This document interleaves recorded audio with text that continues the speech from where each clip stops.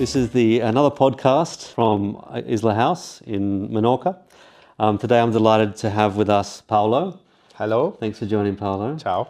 I first became aware of you when I first came to Menorca, many years back with my now wife, and it was always seeing you normally in summertime at different restaurants, different events, Correct. playing music. So, I appreciate you joining today. I'd like to hear a bit more about your Menorcan story. Mm-hmm. So tell me about what do you do in Menorca these days? What keeps you busy? Well, these days I'm a musician, full-time musician, so I'm very lucky that I can say that. I can, make out a living just playing music. But nowadays it's not just playing music, it's also making music because I'm a producer now and I'm study and I'm trying to be well prepared and improve my production skills in music, of course, and also in podcast. Yeah.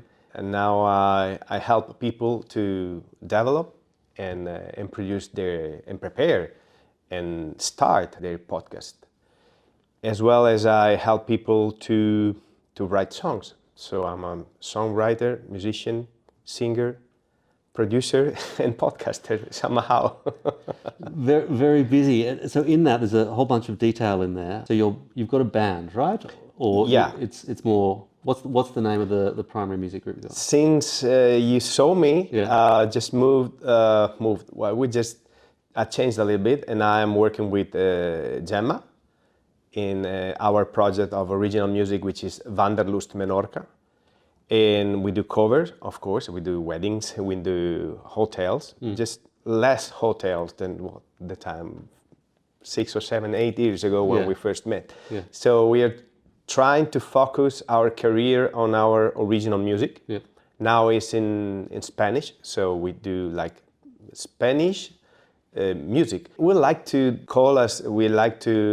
give us a tag of a boho pop Mediterranean. Okay. So this is our Quite a style. combo. Yeah, like a bohemian, Yeah. a pop, Mediterranean pop.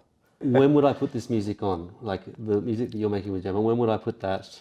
Is it a certain mood, a certain time of day, a certain atmosphere? Honestly, we are doing songs for many kind of feelings. Okay. So you can find the song for every feeling in Yeah. the day. If you want to be happy, if you want to be thinking, if you want it to be, if you're feeling sad. Yeah. We are, in our style, we write a lot of stories that are very interesting also. Gemma, she's writing all the lyrics, I say, and I'm doing the music basically. Okay. And together we do the songs. So, but you have to listen. Yeah. we'll put all the links in the show notes so Yes, everyone please. can have Yes, a listen. please. I didn't know that you're helping other people write songs as well. I was also interested in that piece. So is it generally people from Menorca or other people in your network across Europe, or how does that normally occur? Or is it more like with friends? You got to obviously people in the music industry. How does that normally occur? It starts like when I understood that I was working with many people all around the world, just friends, beginning, and we was doing the same, like maybe by Zoom or by telephone. Some people, we was just talking about music. We were saying, look, I have this song and there is a chord here that I doesn't really like. What will you do? So starting from that, I realized that I can do that for every people all around the world, as long as I'm lucky enough to speak decent Spanish and decent English, more or less. Great English. So I say, why don't work with people around the world, offering my skills, helping them to get out of their problem. And so I did. Also because recently in this last year and a half here, we started to do a lot of courses, like for self, how could you say, self knowledge, like to know, for self-learning, self-learning to be better, and also some marketing course, which is in very important because we are autonomo. How do you say in English? Contractor. Yeah, so we work with ourselves or ourselves 24 hours, 7 days. So why don't make our business better? And so these are sides skills that I'm developing, and I used to help people all around the world. So I'm doing these things, helping people to finish songs, to do songs, to produce songs all around the world. I'm actually working with some people in Italy, some people in Czechoslovakia, and in Spain, of course. And back to more your individual creative process, or maybe with Gemma as well, when you're not working with others, how do you write a song? Have you got a standard process? Is there more of a separate bit of inspiration? It's one of these areas, because I work in a more industrial kind of area, so this area is very unknown to me. So I'd like to understand how do you start? That's interesting. In our way to do songs, there's not one way to do a song. Because most of the time it happens that Gemma writes some lyrics and she helps herself with a ukulele, small ukulele with just a few chords. And later on, take what she did and try to give a better shape or fix it if there's something to fix. Because now she's very good, so we don't really need to fix anything, but just trying to arrange the song and make the nice instrument and the best instrument for that mood, for that feeling. So it's like enhancing the... Yeah. Okay. But also, sometimes we've been after a dinner, for instance, with friends. One day, Gemma left home her telephone. So after the dinner, there's a moment where you usually you want to have a look to your phone. You know, there's this modern addiction we have. Yeah. So that night there was no telephone to look at. So she said, "Why don't we write a song?" And so all the friends together, we grab a guitar and start to play around with some chords, and every friend would say a word, and we did a song, and it came out. It was a very good song. So there's not one way to write a song. I usually write the chords first, then try to give a rhythm to these chords, and then write a melody, and then eventually put lyrics on a melody. But so you said you did the chords first, but what's before the chords though? What's in your head before the chords? Is it a feeling? Is it a sentiment? I don't know. It just comes to you. Thinking about it, sometimes it's just following the inspiration. I feel that it's really like that. I feel that I have to grab the guitar and I just put the finger on it. And sometimes I just close my eyes and let the fingers go. And I feel something. And starting from that, my mind, at the same time with my fingers, feel something. I feel something and I just try to translate it in chords. So that's why I'm trying to learn and trying to get in better with studying harmony. Because that gives you more tools than just a few chords. So I try to make different chords and different things to develop these things that I have in my mind. Yeah.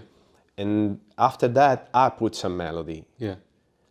And some people do exactly the same. Some people just have a melody in mind, la la la la la, and they put some words, and then someone just gonna put the chords on it.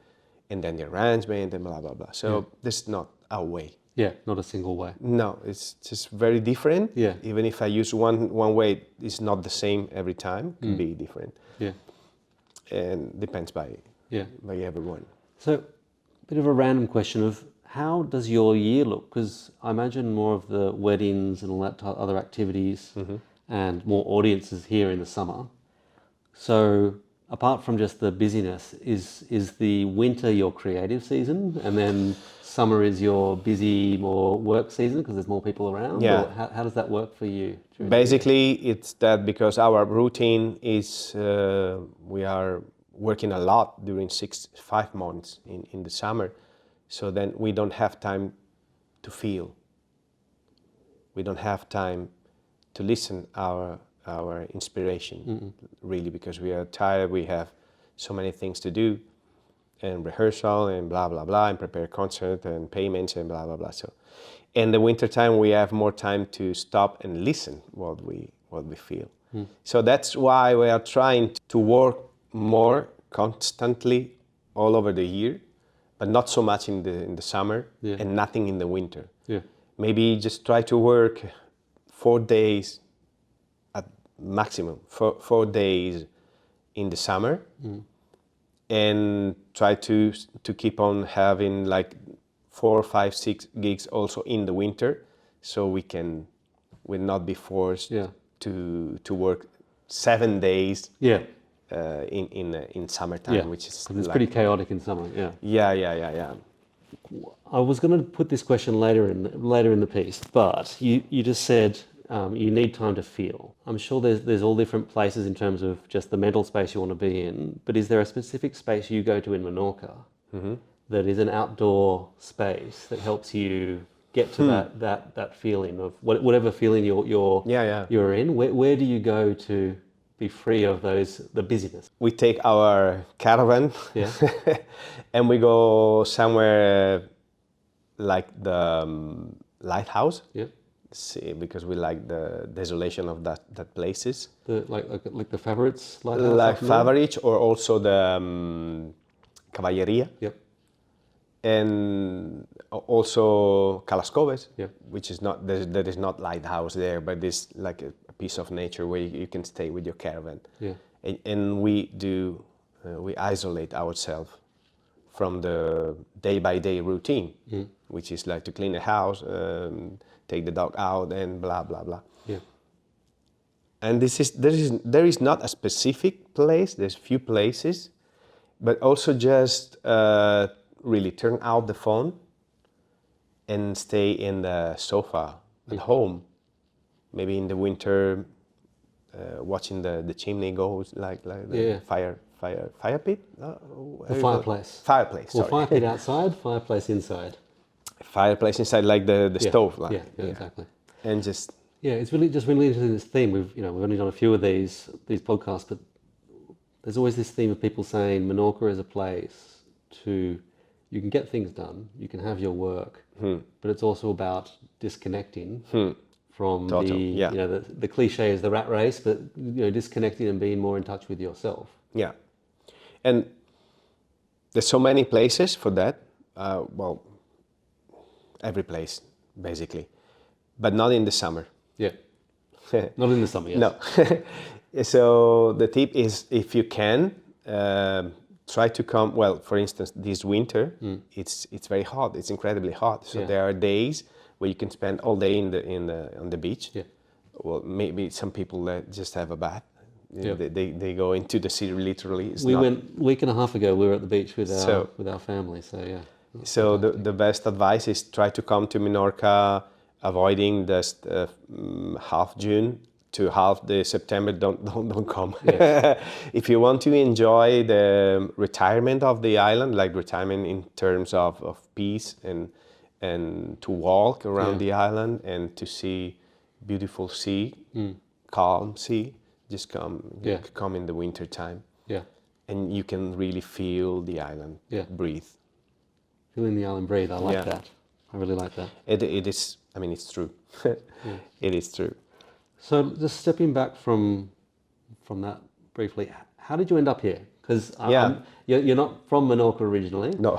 So you're from Italy. Where are you from, and how did you end up in this island? Yeah, I'm from a very small town in Provincia di Mantova, up in the north, very close to Verona. In 2011, I was doing just a regular job in Italy. I was a commercial, just selling stuff. But my mind was always in the music, because I always wanted to be a musician. But at some point in my life, I tried to follow the thing that everyone say you have to follow. Just find a regular work. You are old now to think about the music and blah, blah, blah. So somehow I was tired to all these things, and I tried to do a regular job. So I worked as a commercial, as I said, for 6 years.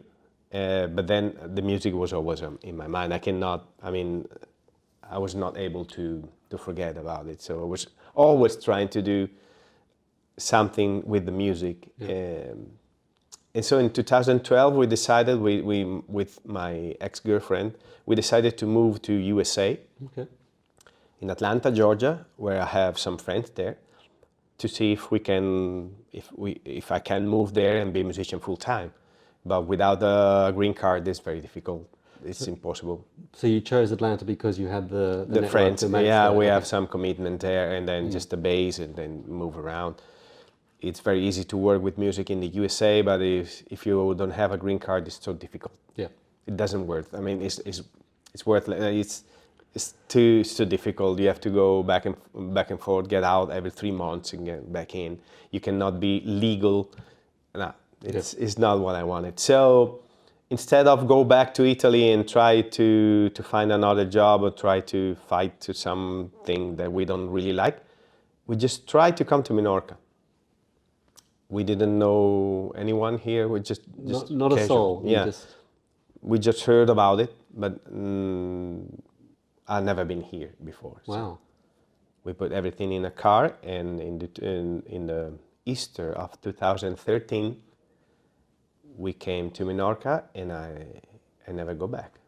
Just one piece out of that is the moving to Menorca. Obviously, you hadn't been here, but some of our audience that we're talking to, and people that come to the co-working, they're people that have moved here from other countries or have spent a long time out of here, out of Menorca, and come back. What was the most unexpected thing when you moved here in those first few years? What was the really unexpected thing that you thought, no, this would never happen in Menorca? The unexpected thing that I found here is, well, first of all, the things that I was able to do, like recognize like a regular worker, just be a musician. Yeah. Never happened to me. Well, in the USA, of course, but as we said, USA, it was not regular because it was a little bit of. Yeah. And now for the first time in my life, I've been recognized as a regular worker, musician, 7 days a week during 6 times with a contract. Yeah. A contract. Yeah. So this is the most important thing. Beside that, the incredible landscape and good quality, life quality of Menorca. The quality of the air in Menorca is incredible. Yeah.